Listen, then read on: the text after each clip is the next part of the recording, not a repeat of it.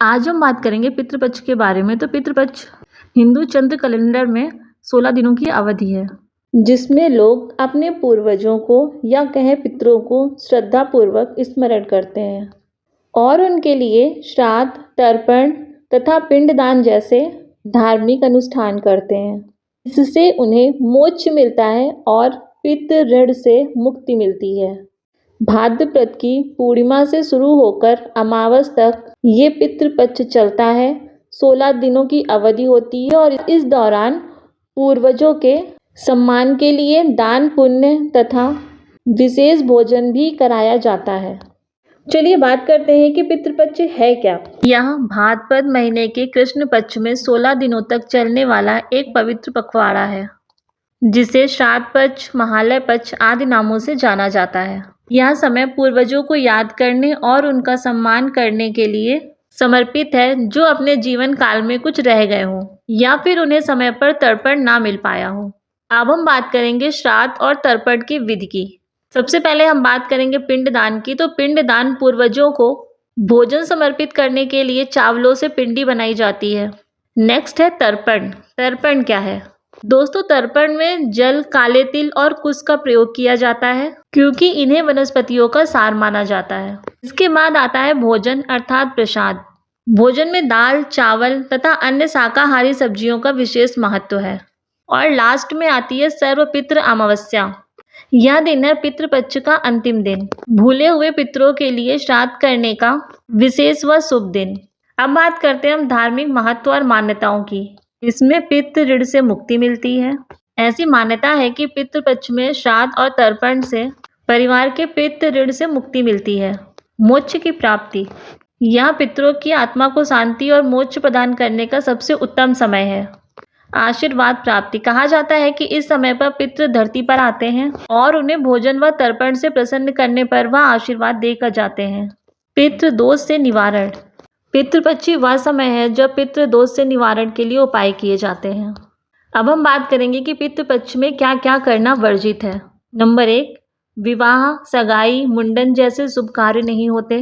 दाढ़ी, बाल व नाखून काटना वर्जित है। मांस, शराब व तामसिक भोजन का प्रयोग करना वर्जित है। तो आज हम आपको बताएंगे कि पितृपक्ष की उत्पत्ति कैसे हुई।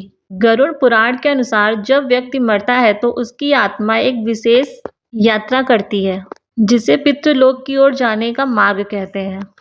इस मार्ग पर आत्मा को शांति तभी मिलती है जब उसके पुत्र पौत्र श्राद्ध तथा तर्पण करते हैं। और यदि कोई व्यक्ति मरने के बाद इन कर्मों के बिना रह जाता है तो उसकी आत्मा प्रेत योनि को प्राप्त होती है। दोस्तों, यह कहानी है कर्ण की, जो एक महान दानी थे। जब मृत्यु के बाद स्वर्ग पहुंचे तो उन्हें सोना और हीरे जवाहरात खाने को दिए गए, परंतु उन्हें अन्न और जल नहीं मिला। इस पर कर्ण ने पूछा कि मैंने धरती पर इतना दान पुण्य किया, फिर मुझे खाने के लिए कुछ क्यों नहीं मिल रहा है। यमराज ने कहा कि तुमने अपने पितरों के नाम पर कभी दान पुण्य नहीं किया, इसलिए तुम्हें यहाँ भोजन नहीं मिलेगा। ये सब सुनकर कर्ण ने यमराज से क्षमा मांगी और वापस धरती पर जाकर श्राद्ध करने की अनुमति मांगी। इसलिए ही पितृपक्ष में श्राद्ध, तर्पण और पिंडदान की परंपरा शुरू हुई। पुराणों के अनुसार पितरों के लिए किए जाने वाले कर्म कौन कौन से हम आपको बताते हैं। नंबर 1 श्राद्ध, नंबर 2 तर्पण, नंबर 3 पिंडदान, नंबर 4 ब्राह्मण भोज, नंबर 5 है दान पुण्य। ये सब पितरों में किया जाना चाहिए। तो क्या आपको पता है कि कौन कौन से पितर इस समय आते हैं? गरुड़ पुराण के अनुसार तथा स्कंद पुराण के अनुसार माता पिता, दादा दादी, परदादा परदादी और ससुराल पक्ष में की मृत्यु अकाल हुई हो या फिर जिनके पुत्र ना हो। पितर तर्पण काल में स्वजन की आशा के लिए धरती पर आते हैं। तो क्या आपको पता है अगर पितृपक्ष में भी पितरों की तृप्ति ना हो तो क्या होता है? परिवार में विवाद, रोग, विवाह में बाधा, धन हानि, संतान बाधा आदि चीजें होती हैं। इसे ही पितृ दोष कहा जाता है, जिसका निवारण श्राद्ध, तर्पण तथा पिंडदान से ही हो सकता है। दोस्तों, अब हम आपको एक और कहानी सुनाते हैं जो एक सत्य घटना पर आधारित है। ये कहानी है गौतम की। गौतम शहर में रहता था और वो पुरानी परंपराओं को नहीं मानता था। उसकी दादी, जो कि गांव में रहती हैं, वो शहर उसके पास आती हैं और उसे पितृपक्ष के बारे में पूरी जानकारी देती हैं। उनकी बात सुनकर गौतम हंसता है और इसे अंधविश्वास बताकर वहां से चला जाता है। जब गौतम रात को घर आता है, खाना पीना खाने के बाद जब वो सोने जाता है तो उसके पितृदेव उसे रात में आकर डराते हैं। उसके पितृ उससे कहते हैं, तुमने हमें भुला दिया, इसका अंजाम अच्छा नहीं होगा। इसके बाद गौतम का जीवन उलझने लगता है। उसकी नौकरी चली जाती है, घर में बीमारी आ जाती है और वो बहुत ज़्यादा परेशान रहने लगता है।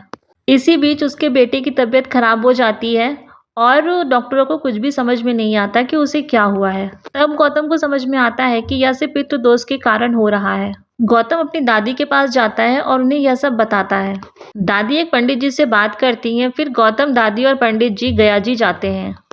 वहां पे जाकर गौतम को कई दिव्य अनुभव होते हैं। वहां पर वह श्राद्ध करता है, तर्पण करता है तथा पिंडदान करता है, अपने पूर्वजों से क्षमा मांगता है और वापस घर लौट आता है।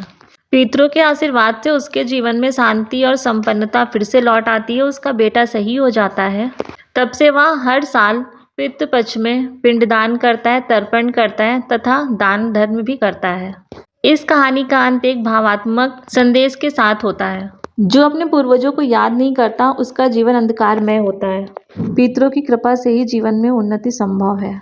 चलिए हम सब मिलकर अपने पूर्वजों को पितृपक्ष में एक भावपूर्ण श्रद्धांजलि देते हैं तथा आपसे निवेदन है कि इस परंपरा को सिर्फ निभाएं नहीं, इसे महसूस भी करें। अगर आपको ये कहानी अच्छी लगी है तो इसे शेयर करें ताकि और लोग भी पितृपक्ष के महत्व को जान सकें। अगर ये वीडियो आपके लिए ज्ञानवर्धक है तो इसे लाइक करें, चैनल को सब्सक्राइब करें ताकि ऐसी और भी कहानियाँ आप तक पहुँचें तथा नीचे आप हमें कमेंट कर बताएं कि आप पितृपक्ष में क्या करते हैं। Thank you so much for watching.